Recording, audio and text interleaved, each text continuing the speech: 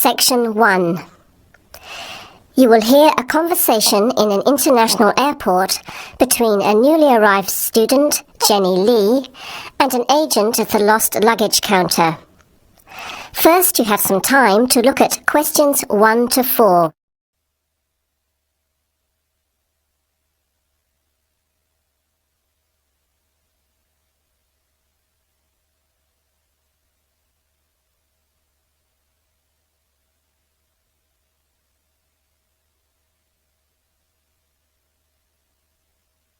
Notice that an example has been done for you. This time only, the conversation relating to the example will be played first. Okay, who's next, please? I think I am. How can I help you? I just came in on flight 372 from Singapore at 11:30 and my luggage hasn't arrived. I've been waiting at the baggage claim for about half an hour now and everything seems to have come off the plane. The conveyor belt has stopped and all the passengers have gone. So I came here to find out what has happened to my bag. The time now is 12 o'clock, so letter C has been circled. Now let's begin. Answer the questions as you listen. You will hear the recording once only. Listen carefully to the conversation and answer questions 1 to 4. Okay, who's next, please? I think I am. How can I help you?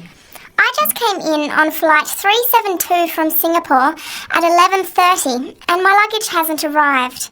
I've been waiting at the baggage claim for about half an hour now and everything seems to have come off the plane. The conveyor belt has stopped and all the passengers have gone. So I came here to find out what has happened to my bag. Can I see your ticket, please? Here it is. So you came from Hong Kong today and changed planes in Singapore, right? Yes, the connection in Singapore was a tight one. The plane got in late and I had to rush to get to the next flight. That's the problem right there. There wasn't enough time to get your bags onto the connecting flight. Normally Singapore Airport is very efficient. Now, I need you to fill in these forms. Your name. Jenny Lee. Address. I guess you want my address here. I'm staying with relatives. Just a minute, I'll have to look it up. It looks like 583. No, it's 533 East 67th Street in Riverside. Do you have the phone number there? Yes, I do. It's 93014269. So you came in on Qantas Flight 392. Do you know the number of the flight out of Hong Kong? Let me see. I think it was Cathay Pacific 900 or something. Oh yes, it says here, CX912. Before you hear the rest of the conversation, you have some time to look at questions 5 to 10.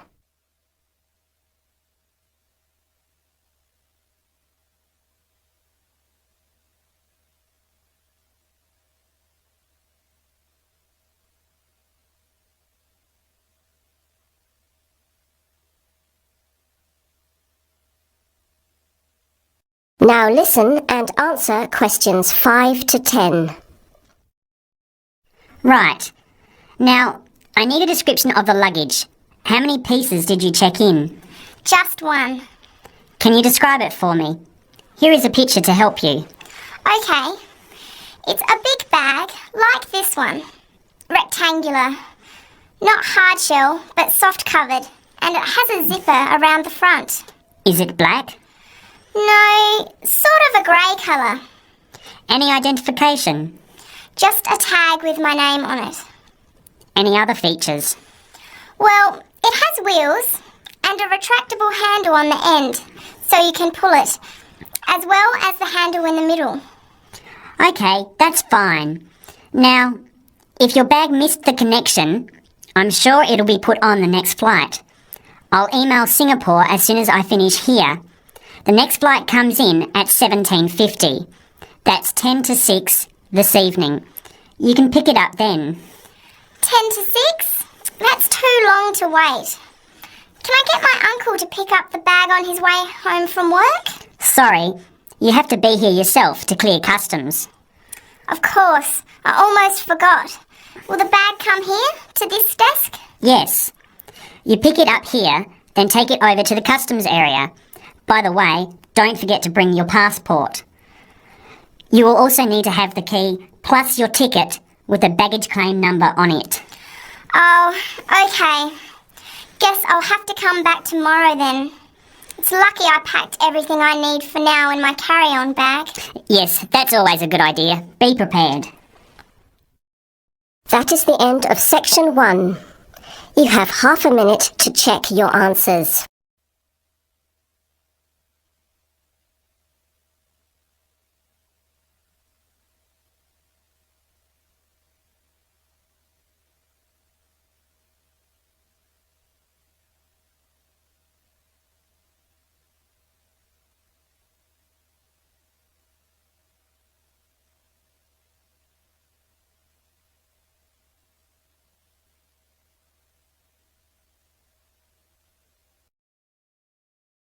Now turn to section 2.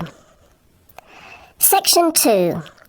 You will hear a recorded message about buying tickets from a booking agency.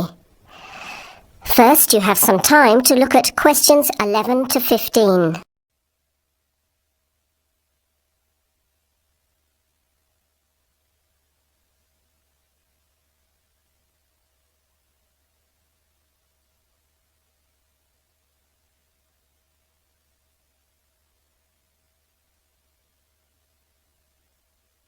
Thank you for calling ATS Advanced Ticketing System, the call system for all your entertainment needs.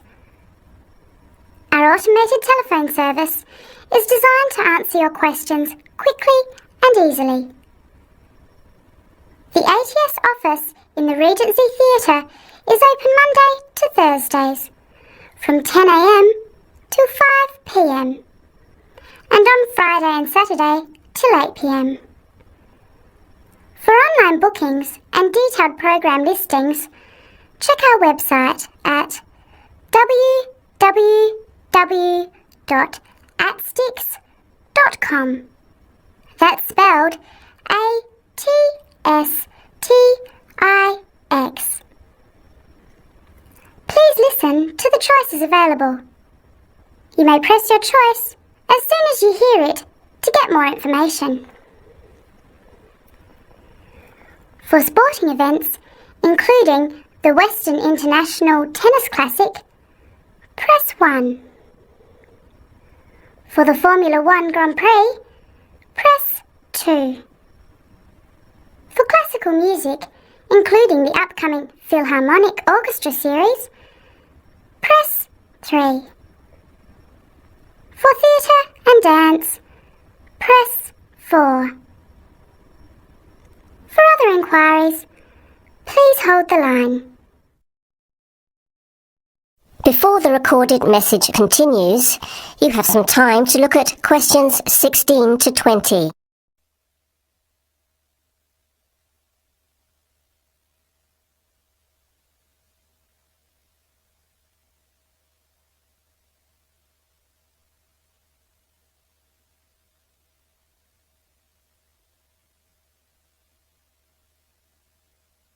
Now, as the message continues, answer questions 16 to 20.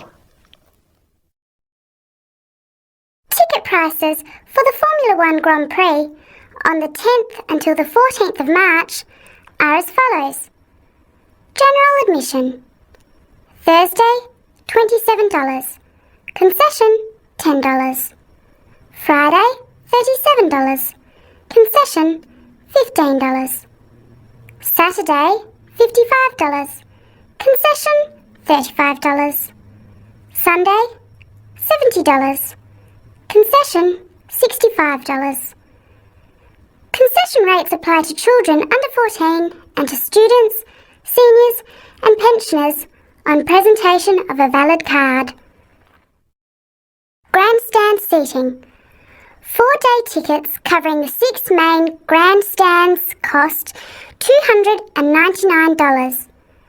However, pit straight tickets are $350, and seats at the chicane cost $450 each. Children under 3 are admitted free to the general admissions area, and children under 14 are eligible for concession prices. Gates open at 8 a.m. Thursday and Friday, and 7:30 Saturday and Sunday. Events begin at 9 o'clock. Alcohol, ice boxes, cans, bottles and animals are not allowed on site. There are no refunds or exchanges. On each ticket, a $2.50 booking fee applies. To make a booking, you must have a valid credit card. To listen again, press 1. To make a booking or to talk to a ticket agent, press 2. Your call is in our queue. You can expect to wait about 3 minutes. That is the end of section 2. You have half a minute to check your answers.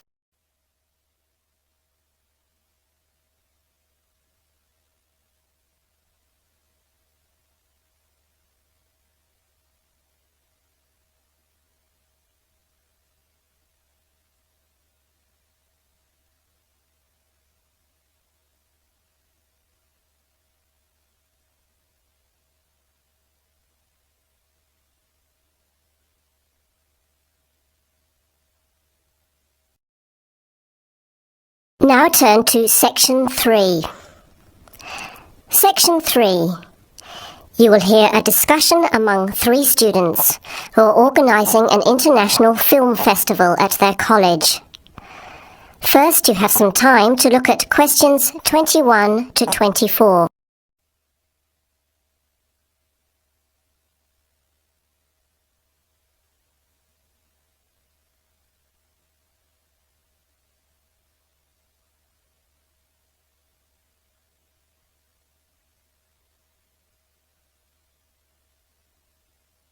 Now listen carefully to the first part of the discussion and answer questions 21 to 24.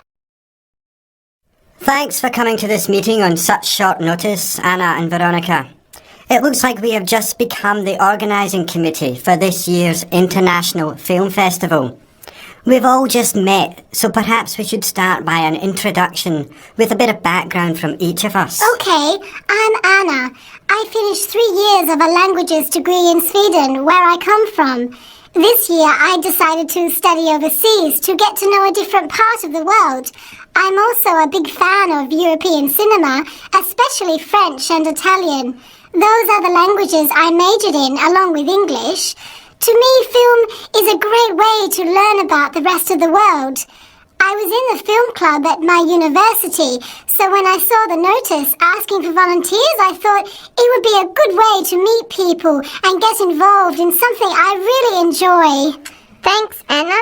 My name is Veronica and I come from Italy.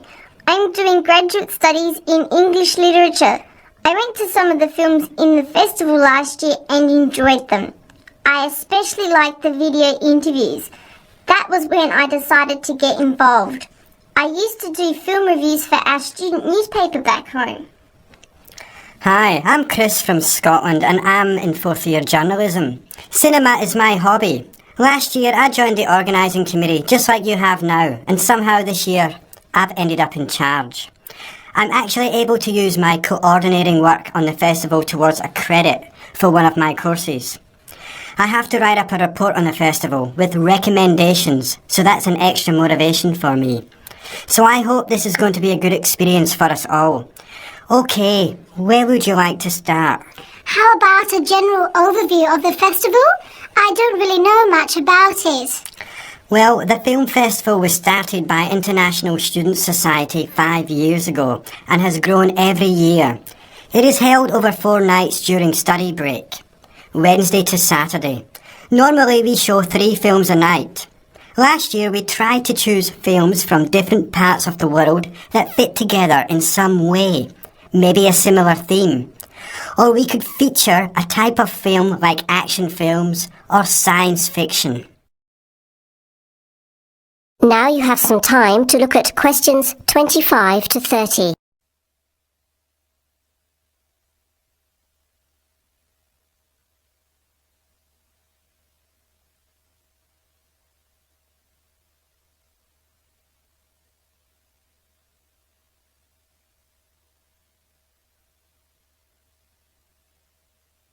Now listen to the rest of the discussion and answer questions 25 to 30.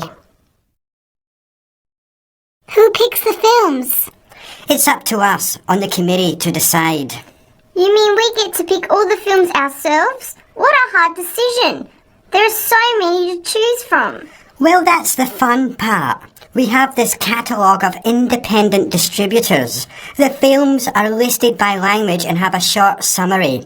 We just have to go through it to find a good combination of films that will attract an audience. Veronica mentioned something about interviews. How does that fit in?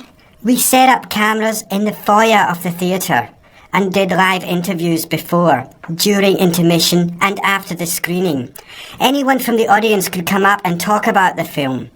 The Broadcasting and Journalism School set it up and ran the interviews. They were shown on big screens around the lobby and in the theatre. It went over really well.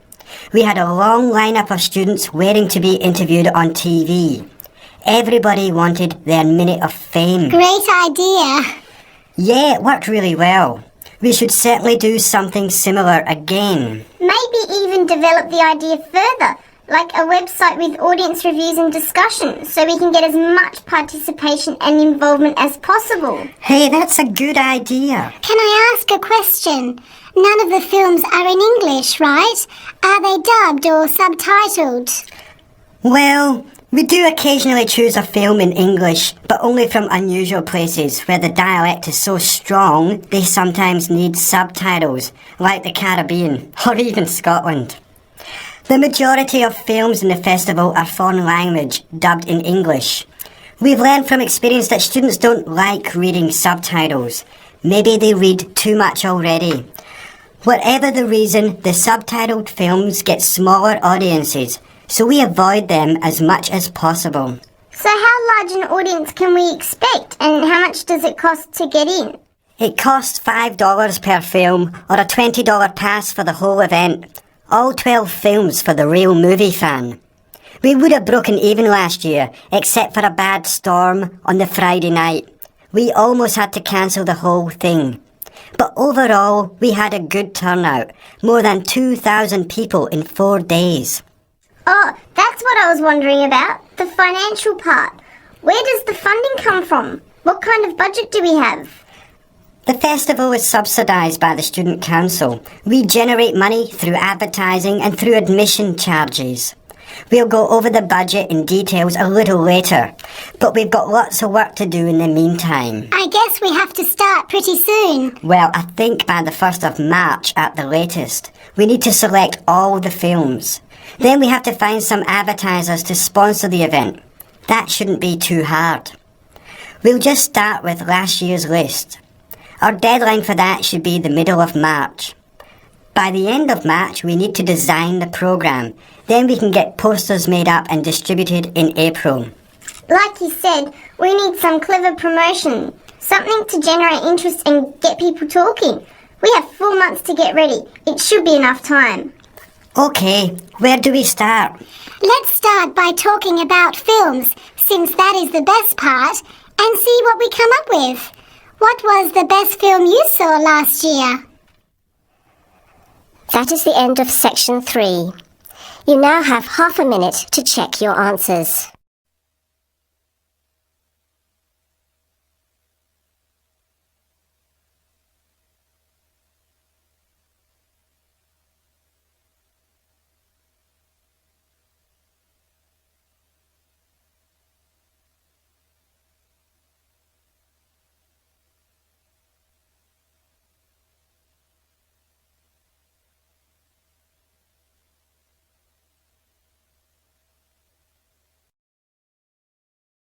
Now turn to Section 4. Section 4. You will hear a talk given by a lecturer to a group of civil engineering students on the reed bed system for sewage treatment. Before you hear the talk, you have some time to look at questions 31 to 34.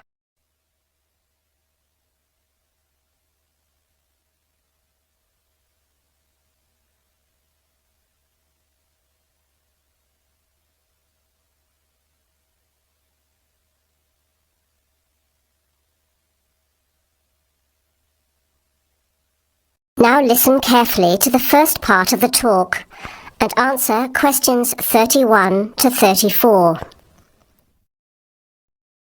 Thank you for inviting me to speak to you today about what is now called the reed bed sewage treatment system. This system uses naturally occurring reeds to treat domestic and industrial waste. It's an environmentally friendly alternative to normal systems. You all know what reeds are like, don't you? Those tall plants with hollow stems that grow in wet places, like marshes, for example. Here's how the system works. First of all, an artificial marsh is created.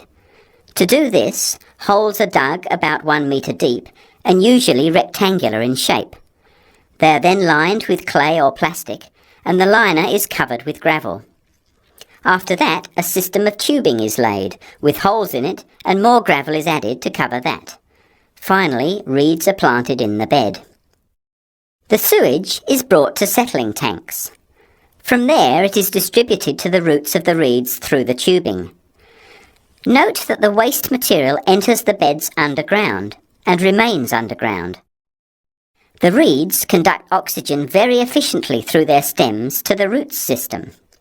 Here, bacteria work to reduce the waste material to basic elements.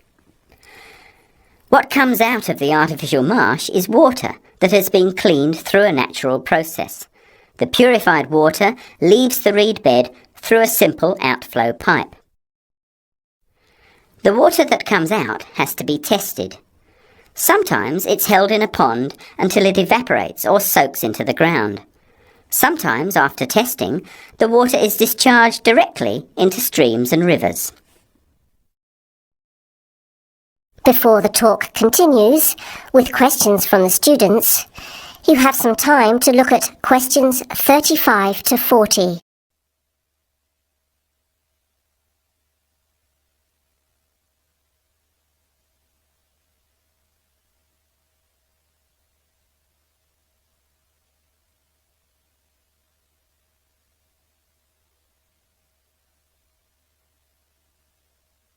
Now, as the talk continues, answer questions 35 to 40. The reed bed system originated in Germany in the 1970s, and installations have been built in a number of countries throughout the world. To give you an idea of the size and appearance of a reed bed installation, an area of 3 by 5 metres approximately would be adequate for a single house. It would look like a pond overgrown with reeds. There are cities with 150,000 people in Germany whose entire sewage treatment requirements are served by reed bed installations which extend for 10 to 20 hectares. There are 2 wonderful environmental advantages. First of all, reed bed systems are natural composters. As time passes, high-grade soil builds up in the beds. The soil can be removed and used for agricultural purposes.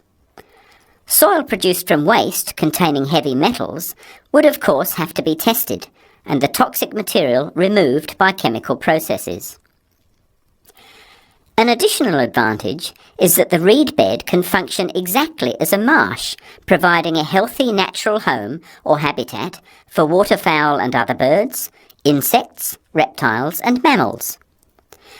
But there are practical advantages to a reed bed system over existing sewage treatment plants as well. At all levels, the cost is lower than for normal systems. Labour costs are a fraction of the costs of a conventional system. Typically, a large-scale reed bed installation will cost 10% less than a mechanical system. They require little maintenance, and unlike mechanical systems, the efficiency of reed beds increases over time. But before we go any further, you must have some questions. Maybe this sounds too good to be true. That's exactly what I wanted to ask. If these systems have so many benefits, why aren't they more popular? Why don't we see them everywhere? As I said, the technology is now almost 40 years old. Demonstration projects of all types have been built and monitored and are slowly convincing regulators of the advantages of the system. But you have to understand that regulating authorities are by nature conservative and resist change. Typically, there's a lot of opposition to these systems by manufacturers and by everyone involved in maintaining the conventional systems. Reed bed systems require fewer staff to operate, so there would be a decline in the workforce. Therefore, unions would resist the change as well. What happens to reed beds in winter? Does the efficiency decrease? The above-ground part of the plants die back in cold weather, but the roots remain alive and active, and the system continues to work just as effectively in winter. As soon as the weather warms up, new reeds appear and grow quickly.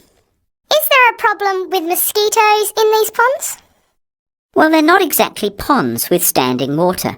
The beds look more like a field covered with long grass. The soil is moist, but not like a swamp, so there would be no more mosquitoes than in any other field. Remember, the effluent enters the beds underground and remains underground. OK, let's get into some of the technical details now, and I'll answer questions as they come up. That is the end of section 4. You will now have half a minute to check your